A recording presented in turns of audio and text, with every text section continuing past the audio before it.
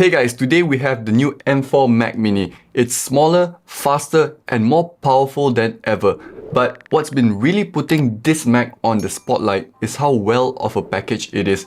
And what I mean by that is the size, performance, and most importantly, the price. Let's check it out.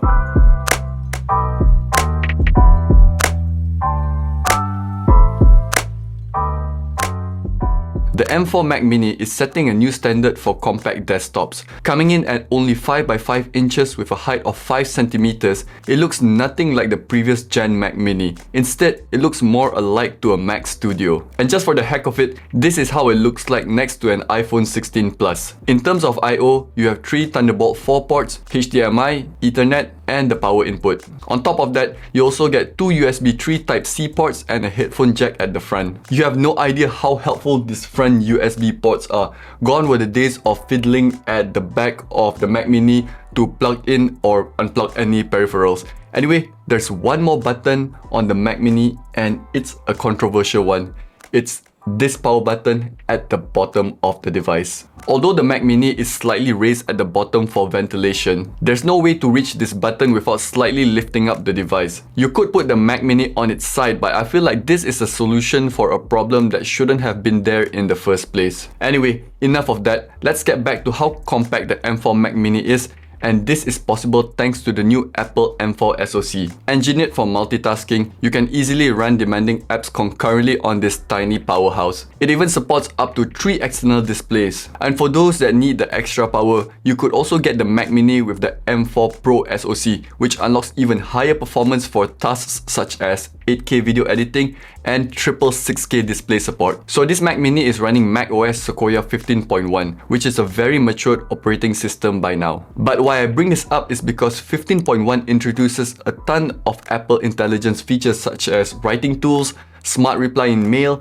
and new Siri capabilities. For writing tools, it can help me proofread my script for any errors or rewrite, let's say, a drafted reply in a different tone to suit the situation. For smart reply in mail, you can quickly draft an email response with details that are contextually right to the conversation. Apple Intelligence will identify any questions in the email and offer some selections for you. It will then generate a draft reply that you can modify before sending out. Last but not least, we have the improved Siri. Now you can ask questions such as what were the most important emails sent to me last week. No more digging through your whole inbox to find those important emails that you might have missed. I'm also a big fan of the iPhone mirroring feature. Just launch the app and you can wirelessly interact with your iPhone from your Mac. Your iPhone can be in a different room and you can still access it from your Mac as long as both devices are on the same network. And in case you're worried, your iPhone screen will be locked during this session so that no one can spy on your iPhone screen. It's truly amazing that you have full iPhone control with minimal latency from your Mac. But it doesn't stop there. This feature also supports drag and drop between the iPhone and Mac, which makes certain workflows that much easier. So I've had this Mac Mini setup that you see in the video for almost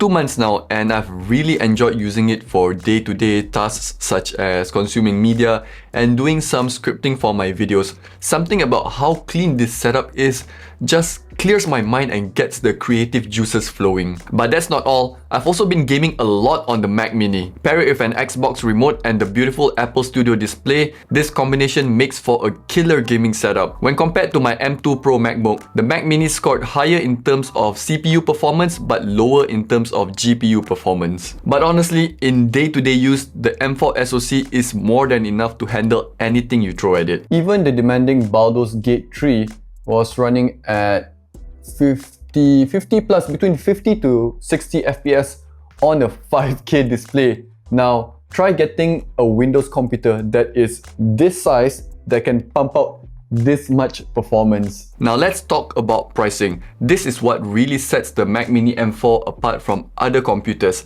Starting at $599 for the base model, you won't find anything that comes close to this size and performance. But here's the thing. The base model only comes with 16GB of memory and 256GB of storage.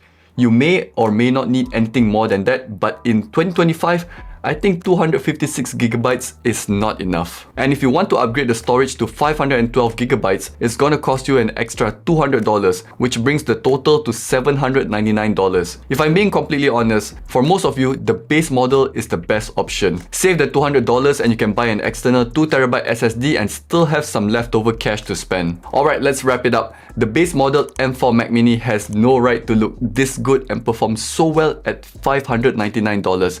It's a great option for students, casual users, or even professionals that want a secondary computer without breaking the bank.